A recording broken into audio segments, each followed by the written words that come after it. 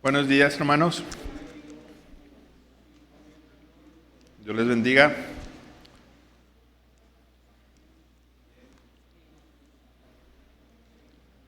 ¿Cómo están, hermanos? En esta mañana lluviosa, bendito el Señor que superamos esa situación y podemos estar aquí, ¿verdad? Congregándonos y escuchando su palabra. Hemos sido nutridos, edificados por medio de la alabanza y de la edificación de la palabra del Señor. Vamos a continuar con la clase.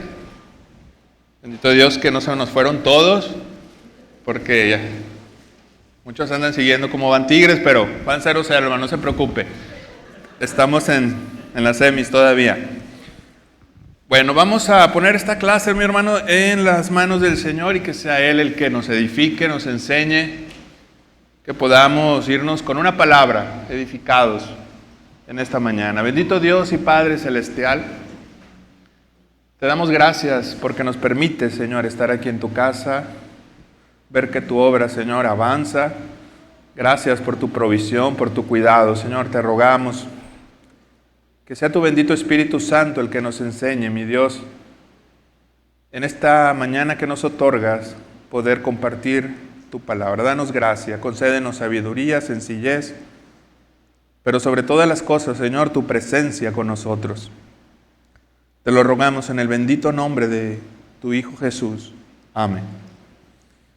Hermanos, en la lección 19, contexto, llamamiento y protección en la vida de Noé.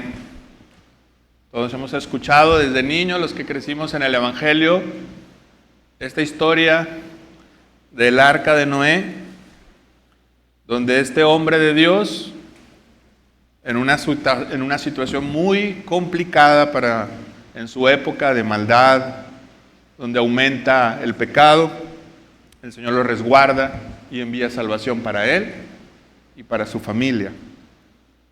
Y vamos a ver algunas implicaciones de este llamamiento, de esa situación también que le tocó vivir al siervo de Dios, a Noé, que por cierto es bisnieto de Enoc. Fue algo que me llamó la atención, que son muy pocas veces donde un hombre, dice la palabra de Dios, que camina con Dios. Esa expresión, y este hombre caminó con Dios, se usan muy pocas veces, y dos de las veces es bisnieto, el que, como es Enoc es así es, Enoc y Noé, que eran de la misma descendencia. Vemos que siempre ha habido detractores en la historia, hermanos. Cuando se menciona la historia de Noé, siempre quien no profesa la fe cristiana no se identifica con la maldad, obviamente, de esa generación, pero sí empieza a reclamar hechos como: ¿y por qué Dios, si es tan bueno, como dices tú, destruye completamente a una generación y la elimina, la aniquila? Pero no ven ellos que Dios tuvo cerca de 120 años misericordia por medio de la predicación de Noé de esta generación. Generalmente el inconverso ve, si hay una pared blanca, ve el punto negrito. Su énfasis es en lo que él anhela ver, lo que su corazón, mejor dicho, anhela ver. Vamos a ver rápidamente, hermanos, el contexto de la maldad en la que había en este tiempo, que no es muy distinto a lo que nos toca vivir a nosotros en el nuestro. Dice la palabra de Dios, le pido que abra su Biblia en Génesis capítulo 6, verso 5.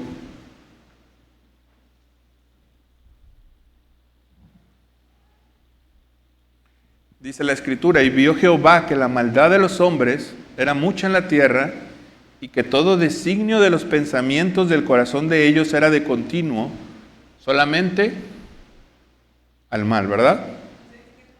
6:5 de Génesis. Como comencé diciendo, hermanos, estos detractores de la fe cristiana que ven o dudan de la bondad de Dios en esta historia por eliminar a tanta gente que era perversa. Hubo un hereje en la antigüedad, en los primeros siglos de la era cristiana, no sé si usted haya escuchado, que se llamaba Marción. Él era un monje, pero a la vez se desvió de la fe, y él afirmaba, este hombre, Marción, que el Dios del Antiguo Testamento, Jehová, no era el mismo Dios del Nuevo Testamento. ¿Por qué? Marción decía, el Dios de la antigüedad eliminaba, aniquilaba pueblos enteros, generaciones enteras, pero el Dios del Nuevo Testamento es un Dios y Padre de nuestro Señor Jesucristo, amoroso, misericordioso. Entonces, este hombre, completamente equivocado, no podía conciliar tanto la justicia de Dios como el amor de Dios. Cosas que nosotros sabemos existen, ¿verdad? Dios tiene tanto el atributo de su justicia como el atributo de su bondad y de su misericordia. Dios pudo exterminar la humanidad sin un previo aviso, pero por medio de Noé, 120 años, se convocó al arrepentimiento, cosa que esta generación no hizo. La maldad era mucha, dice la Escritura, y el designio de los pensamientos de toda esta generación era continuamente a mal. Pero Dios fue paciente, mis hermanos, con ellos. El primer punto que queremos ver es esta maldad que había en estos tiempos que describe la Escritura, pero también la maldad que nosotros mismos estamos presenciando, hermanos, con tanta violencia, con tanto pecado, cosas que creo que los hermanos ya grandes, hay hermanos aquí que ya rebasan 70 años, algunos 80, y vamos a describir algunas cosas que nos daremos cuenta que lo que era impensado, hoy pasó de ser tolerado, permitido, y ahora casi está exigido. Estos hermanos ya grandes se podrán dar cuenta de esa transición del pensamiento de nuestra sociedad y de nuestra cultura. Hace 30 o 40 años, mis hermanos, la sociedad cuya base eran los principios cristianos, o que se le denomina judio-cristianos, porque también desde el Antiguo Testamento están estos valores. Esta sociedad, estamos hablando de México, de nuestro contexto, no estamos yendo a otro lugar, ¿verdad? No estamos hablando de Europa, no estamos hablando sino de nuestro entorno, de nuestro contexto. Los hermanos que rebasan los 50 años se darán cuenta que hace 40 años o más, la gente, los padres, la sociedad en sí, admiraba los valores cristianos. Tal vez no los seguía, pero los admiraba. Admiraba la fidelidad de un matrimonio, la honestidad, el valor intrínseco de la vida, se admiraba y se respetaba. Cosas que se decía, sabes que a lo mejor no soy perfecto, pero sé que esto está bien y que esto está mal.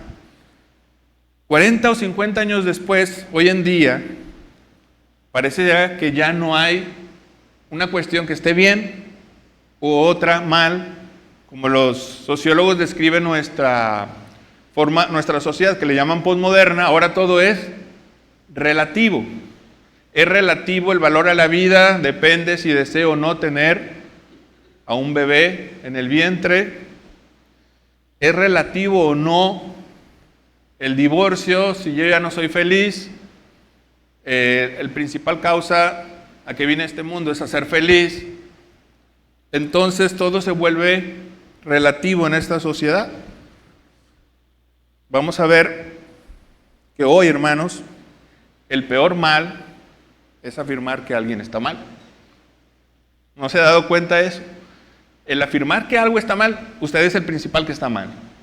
Porque ya no hay un valor, ¿cómo podemos llamarle? Una medición para medir lo bueno y lo malo.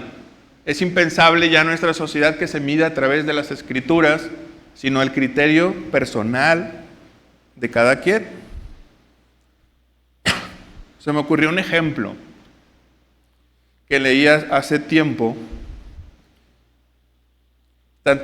Vamos a poner el ejemplo de la atracción, hermanos, que las personas hacia el mismo sexo. Tanto las organizaciones académicas como la sociedad misma, y me voy a remitir a una sociedad que es la Asociación Americana de Psiquiatría, que es la asociación mundial más importante en esa materia. Para antes de los 90, de 1990, el tema de la homosexualidad dentro del catálogo de esta sociedad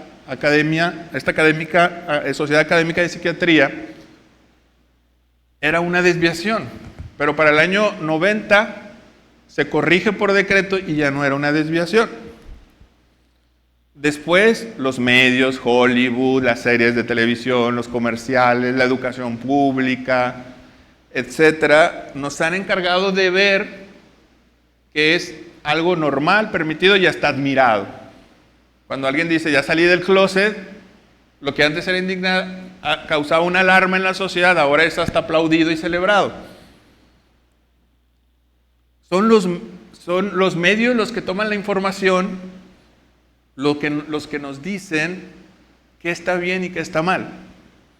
No sé si me está siguiendo un poco, hermanos. Ya no es la Escritura, ya no es Dios quien define lo bueno y lo malo, sino el peso de los medios y de todo un sistema, digamos, del Estado, ¿verdad? Porque eso se permea tal vez hasta desde la educación. Pero ¿por qué ocurre esto, hermano? Porque lo que creemos determina lo que hacemos, o lo que nos hacen creer determina. Si nos hacen creer que algo está bien, con toda libertad puedo hacerlo, porque se me enseña que está bien. Quiero que analicemos, por favor, el texto de Génesis 6:5 y lo lea con mucha atención en silencio, unos segundos nada más.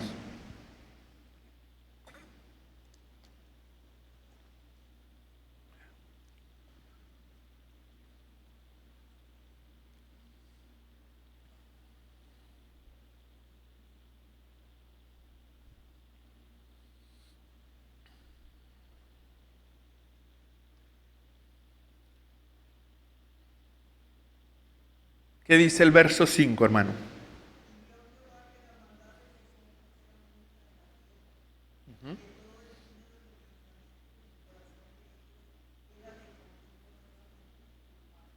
La maldad era mucha.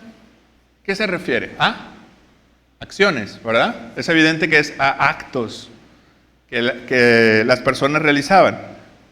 Pero ¿cuál era el trasfondo de esos actos? ¿Qué sigue diciendo el versículo?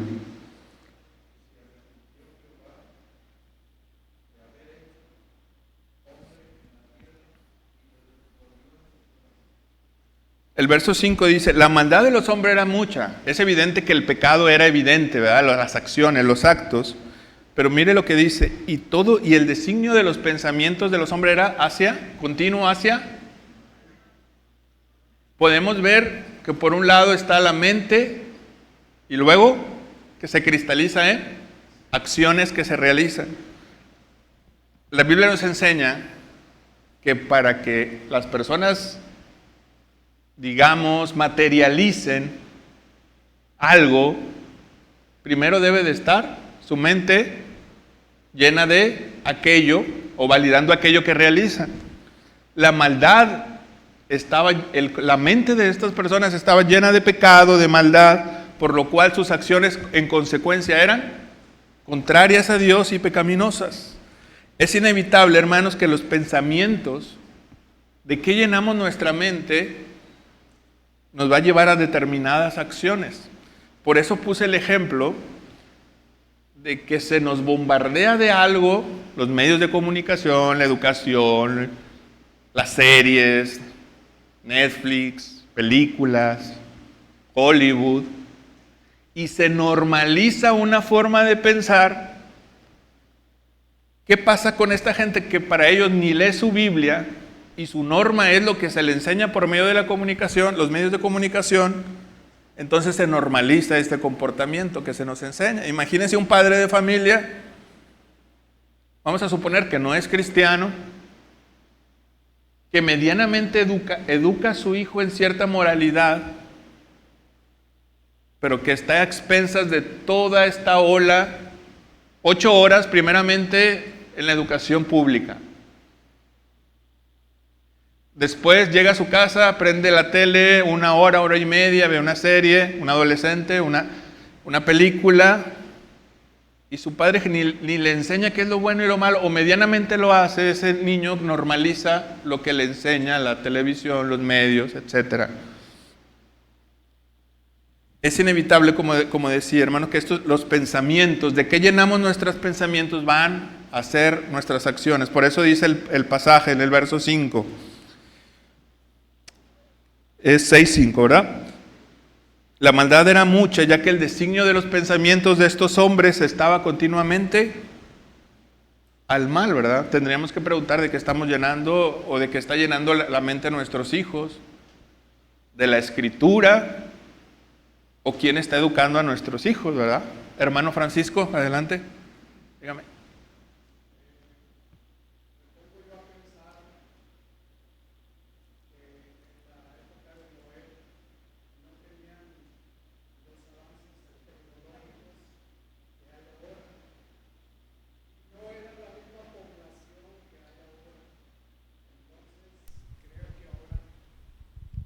Creo que ahora estamos peor que en los tiempos de Noé. Yo creo que sí, hermano. De hecho, mucho peor, porque si en esa época la maldad avanzaba por otras vías, dicen que hoy se le denomina la época de la hipercomunicación. Antes un adolescente, un joven, para ver algo que no debía ver, iba a un lugar determinado, compraba una revista, pero tenía que a veces desplazarse a otro lugar. Hoy simplemente saca un celular y está expuesto a infinidad de opiniones, de cosas, etc. Nuestra sociedad, como vimos, estaba, de hecho en estos, un paréntesis, ¿verdad? Me chocaron ahora sí, ¿verdad? En estos días. Me quedé sin auto y estaba viendo la reflexión que nos daba nuestro hermano Ricardo, y es verdad lo que nuestro hermano nos estaba diciendo. Me hacía mucho ruido, y es cierto lo que nuestro hermano decía, cómo los medios de comunicación ahora, con tanto bombardeo, nos enseñan, o a veces nos educan, ¿verdad? Según sea el caso. Pero imagínese a un joven que no tiene un freno, un filtro de la palabra de Dios, de un padre que le eduque. Esto es una bomba de tiempo, hermanos. Y en la época de Noé, sin estas situaciones, la maldad era mucha. Imagínense ahora, donde el bombardeo es masivo para un joven, para un adolescente o para nosotros mismos. Quien llena su mente, imagine, de pornografía, su pensamiento lo llena primero, como vemos en ese pasaje. ¿Qué va a hacer ese joven? ¿Verdad? Pues va a ver a una mujer como un objeto, ¿verdad? Desechable, utilizable. También, o puede hacer hay muchas también áreas que desconozco, ¿verdad? De la psicología, donde puede llegar a grados. Bueno, he escuchado que muchos de los asesinos en serie más grandes de la historia empezaron con un endurecimiento primero mental. Es como un ejercicio negativo para ellos, donde hay un endurecimiento mental, y esa insensibilidad los llevó a cometer una insensibilidad primero sexual, luego los llevó a una insensibilidad física y empática al cometer un homicidio. Hay cosas en nuestra mente que son muy fuertes, donde los medios de comunicación pueden ser útiles, pero cuando hay un desvío a esa situación, es algo de consecuencias terribles. Por eso dice el apóstol Pablo, recuerdan en su carta a los Filipenses, todo lo que es bueno, todo lo que es justo, todo lo que es de buen nombre, en esto pensad, porque nuestras mentes rigen también nuestras acciones. Si pensamos en la palabra de Dios, en su bondad, en su misericordia, en cosas loables, como dice el apóstol Pablo, nuestras acciones estarán en consecuencia con ella. No conforméis, también dice la Escritura, a este siglo, sino renueva. ¿Qué más? ¿Qué dice que renovemos? ¿Verdad que no dice renueva tus acciones? Dice primero renueva nuestra mente. Porque el apóstol sabe que renovando nuestra mente, nuestras acciones, como consecuencia, serán renovadas. Por eso la educación primariamente no empieza con las cuestiones prácticas, sino con las cuestiones meramente teóricas. Ese es el principio, ¿verdad? Segundo punto, hermanos, ¿por qué? Sé que quieren ver algunos el segundo tiempo. Algunos, dice, el punto número 2. Si esta generación estaba perdida, porque llenó su mente estaba hacia mal, hacia el pecado, Dios describe en la Escritura que el Hijo de Dios camina con Dios. Vea el verso 9 del capítulo 6, por favor, ¿alguien lo puede leer?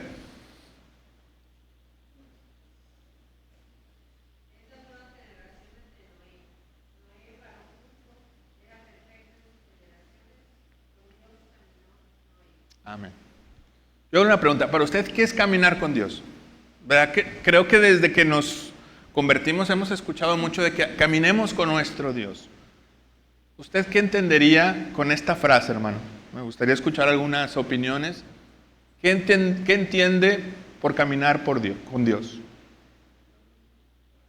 ¿Perdón, hermano? ¿Pero qué hago? O sea, ¿qué hago? Digamos algo más preciso. ¿Qué hago para caminar con Dios? Uno por uno. A ver, hermano. Hacer la voluntad de Dios, lo que Él nos dice en su palabra. Amén. Una acción, hermano, podría ser para, digamos, como dicen, aterrizarlo, ¿verdad? Orar. Leer su palabra. Ok. Amén. Compartir su palabra. Ese es uno de los principales, creo. Amén. Hermana Edith, me decía. Que todo lo que haga uno, lo haga uno. La hermana Edith. Le voy a deber un chocolate, hermana, porque ya se me acabaron hace mucho. Pero usted dio en el punto que yo aquí tengo anotado, ¿verdad? Ese es el punto. Todo lo que por eso la Escritura da un ejemplo tan simple, tan habitual, tan cotidiano. No hay nada más cotidiano que el hecho de caminar. Lo más habitual, o sea, lo que la Escritura nos está diciendo es que todo lo que hagamos, lo hagamos pensando si agrada a Dios. Hay cosas, a veces nos han enseñado, ¿verdad?, que ciertas cosas son más importantes para Dios, ¿verdad? El estar aquí, predicar, enseñar, o evangelizar, que son cosas loables y buenas, y vienen las cosas atrás, las cosas no tan importantes, ¿verdad? El trabajo no es tan importante, lo espiritual y lo secular. A veces nos han enseñado eso, pero Noé entendió que toda su vida giraba en la presencia de Dios. A veces hay decisiones tan pequeñas, hermanos, en el mismo trabajo, que van a no hablar, a veces hasta gritar de quiénes somos, ¿verdad? Si a veces tenemos actividades delegadas en nuestro trabajo, yo me quiero pasar de largo, yo quiero trabajar menos que mi compañero, y a veces lo hacemos comúnmente, ¿verdad? Nadie ha hecho algo así, hermano. No, que la parte más pesada le toque al otro, ¿verdad? Y cosas así. Y yo, pues ahí después, ¿verdad?, me tocará a mí y viceversa. Esas pequeñas acciones es estar en la presencia del Señor. Cuando una persona dice, no, ¿sabes qué? Yo lo hago, está bien. Y no es por hacernos, dice, hay que ser mansos, no mensos. No, pero a veces también queremos ser ventajosos, ¿verdad? Reconozcamos, ¿verdad? Vivir en la presencia de Dios es saber que no servimos al hombre, a un patrón, sino a Dios. estar... De hecho, me ha dado por pensar desde el día que me dieron un llegue atrás, hermano, la semana pasada en el carro. Y voy a ir en el camión, y ahí me da por pensar. Hay cosas tan pequeñas que a veces tomamos por insignificantes. Hablan también de un hombre, de un hijo de Dios, que debemos vivir y caminar con Dios. La amabilidad, cosas que a veces, ¿verdad? Un cristiano, ¿verdad?, que se haga así el dormido, cosas así para no ceder un lugar, cosas tan habituales. Pero vivir siempre en la presencia de Dios es que cosas grandes y pequeñas honren a nuestro Señor y digan que somos hijos de Dios y pueblo, ¿verdad?, del Señor. En pocas palabras, el malvado, hermano, no es aquel que hace ciertas cosas determinadas, y el bueno es el que hace ciertas cosas determinadas. Quiero ser más preciso, por decir, a veces pensamos que el malo es el borracho, el maldiciente, el que engaña a su mujer, y el cristiano es el que habitualmente va a la iglesia, ofrenda o diezma, a veces hace ciertas acciones de misericordia. Pero la Escritura, este pasaje nos enseña que un pagano, un inconverso, es aquel que su mente está destinada completamente hacia, dice continuamente, ¿hacia dónde? Y aquel que es cristiano está caminando con Dios. Ve que ambas figuras pareciera que nos quieran indicar lo mismo. Tanto uno continuamente, el que no es de Dios, su mente está entregada a la maldad. El Hijo de Dios continuamente está caminando con Dios, su pensamiento, sus acciones van enfocados a agradar al Señor. Como decía nuestro pastor, y citaba ese texto que dice, si no estoy equivocado, es 1 Corintios, ya sea que coman o que beban, hacedlo todo para la gloria de Dios. ¿Por qué lo usa esto el apóstol Pablo? Porque no hay algo tan común como el comer y el beber. No descuiden lo más insignificante, porque todo es para la gloria de Dios. Pero ¿cómo cambio mi mente, hermano? Una hermana nos decía, y daba las respuestas por medio de su palabra, de la Escritura, llenar nuestra mente de la palabra. Por último, la protección de Dios hacia Noé. Noé sabía de la destrucción de la humanidad, sí, ¿verdad? Por eso hacía eso. Estaba convencido, por eso levantó un arca, por eso predicaba. Pero ¿usted cree que Noé tenía miedo? Una pregunta, ¿usted cree que Noé tenía miedo, hermano, de la destrucción que venía? Y si no, es que nunca había llovido así. Ni de esa manera, ¿verdad? La lluvia, como dice la Escritura que era para esos momentos, ¿recuerda? ¿Alguien recuerda? Era un rocío, ¿verdad? ¿Cómo que va a venir una que nos inunde y un arca de esas dimensiones, ¿verdad? Era impensado. Pero ¿cómo que va a llover a una dimensión que mi vida pueda estar en riesgo si lo que llueve normalmente es un rocío? Imagínense 100 años trabajando para hacer algo y no llegaba, y no llegaba. Por eso dice Jesús que decía nuestro Señor, y la segunda venida sería como los días de Noé. Porque me imagino a Noé y no llega, y pasan los años. Y nosotros también, ¿verdad? Pasan los años, el Señor no regresa, pero el Señor es fiel en cumplir lo que Él le ha prometido. Muchos de nuestros temores, hermanos, yo creo que son porque no caminamos como Noé, ¿verdad? Con el Señor. A veces hacemos cosas que nos han enseñado que son buenas, leemos la Biblia con cierta habitualidad, oramos de vez en cuando, pero eso no es caminar con el Señor.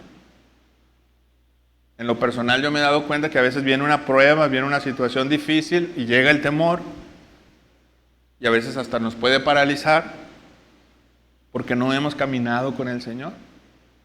El caminar en una relación constante, habitual, íntima, como lo hacía Enoc, como lo hacía su bisnieto Noé, ese ya es otra cosa, ¿verdad, hermano? Y a veces nos queremos agarrar de donde no debemos de agarrarnos. A veces pensamos que ciertas cosas que hemos hecho en la vida cristiana nos pueden sostener el día de la prueba. Pero lo que nos sostiene el día de la prueba es una comunión íntima con el Señor, como lo hizo Noé. Un día a día, una amistad cercana.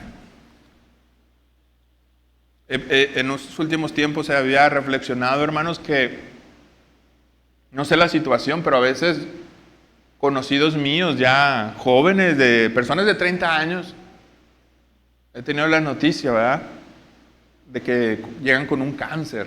No sé si usted ya, cosas que a veces solo esperaríamos de gente ya mayor, perdón.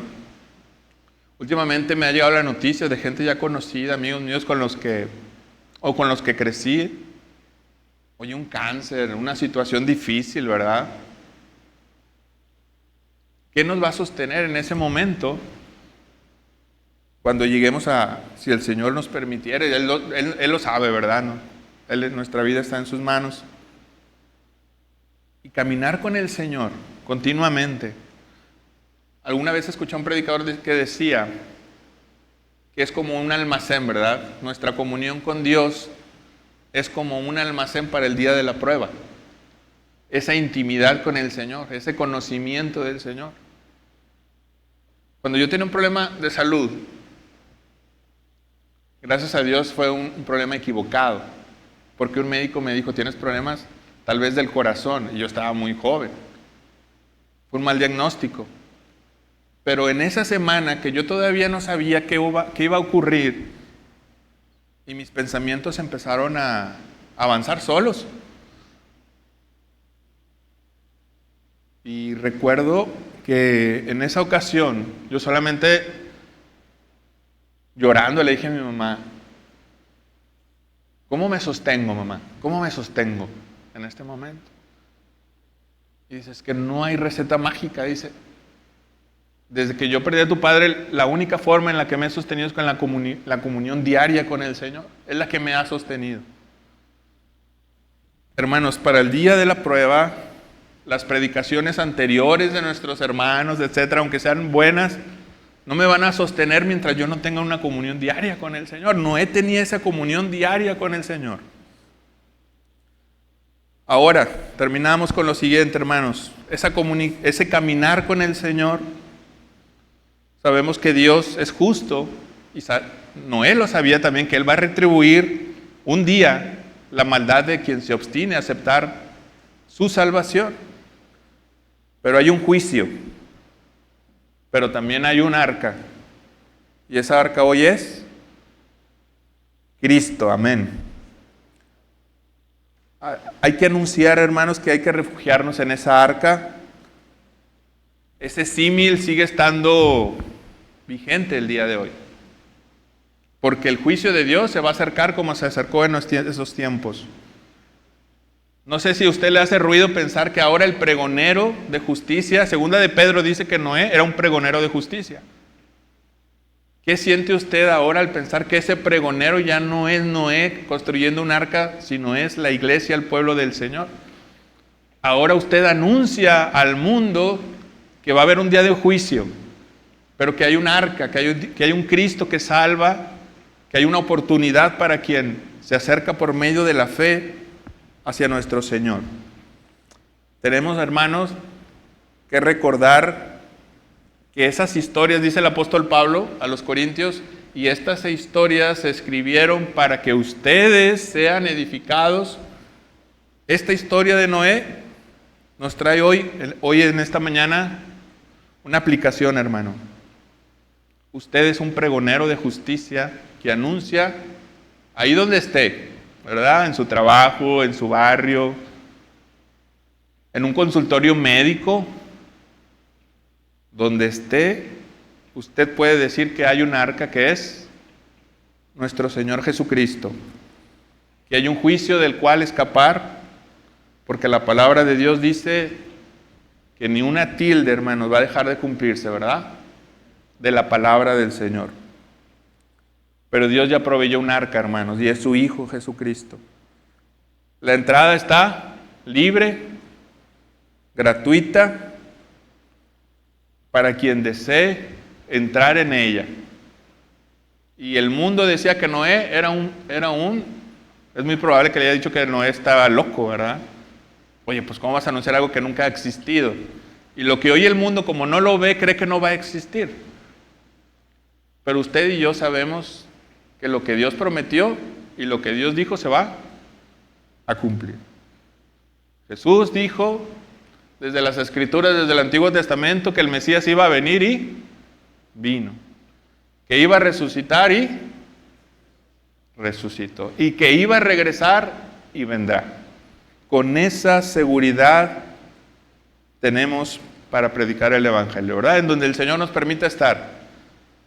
Hay un Salvador, hay una destrucción de que escapar y hay un pregonero, hermano, que es usted y que soy yo, para anunciar al mundo que esa puerta todavía de esa arca está abierta y es el sacrificio de nuestro Señor Jesucristo. No sé si hay algún comentario, mi hermano. Hermano Francisco, adelante. Quiero comentar algo que se me hace muy interesante. En el capítulo 6, verso 22 dice: y lo hizo así Noé, hizo conforme a todo lo que Dios le mandó. Y luego en el 7:5 dice: e hizo Noé conforme a todo lo que le mandó Jehová. Y en el 16 hizo todo como le había mandado Dios. Amén. Si algo nos dice esto, pues es que tenemos que hacer las cosas como Dios lo manda, como lo hizo Noé. Amén. Gracias, hermano. De hecho, es muy importante lo que dice el hermano. ¿Por qué? Porque nosotros, usted y yo, como alguien dijo una vez, usted y yo no somos el cocinero. Usted y yo, como hijo de Dios, somos el mesero. Solamente llevamos el mensaje que Dios nos manda dar. No estamos aquí para suavizar el mensaje a la gente o hacérselo más apetecible. No, si estás en pecado, pues sigue, ¿verdad? Dios te ama, etcétera. No. Así como en el tiempo de Noé, él anunciaba que la gente dejara su maldad y se acercara a Dios. El mensaje sigue estando igual, hermano. Nosotros no estamos aquí para adecuar el mensaje a la gente y que se sienta bien y se sienta más cómoda en su pecado, ¿verdad? Al igual que este hombre, estamos para decirle que Dios le ama, pero detesta esta situación que a veces las personas hacen, ¿verdad? Y que sigue estando esa arca abierta. Si no hay otro, hermanos, otro comentario, vamos a dar gracias al Señor por esta clase. Bendito Dios, Padre Celestial, te damos gracias por la oportunidad, Señor, que nos das de estar en tu casa, porque nos permitiste, Señor, escuchar tu palabra, alabar tu nombre con las alabanzas, Señor, con los cánticos, ver a nuestros hermanos, saludarles, Señor, ver que están bien. Gracias por tu amor, gracias por tu cuidado. Te rogamos que en esta semana tu presencia, Señor, esté con nosotros, que podamos caminar contigo, mi Dios, que cada pensamiento, que cada acción, Señor, la podamos hacer para honra y para gloria de tu nombre.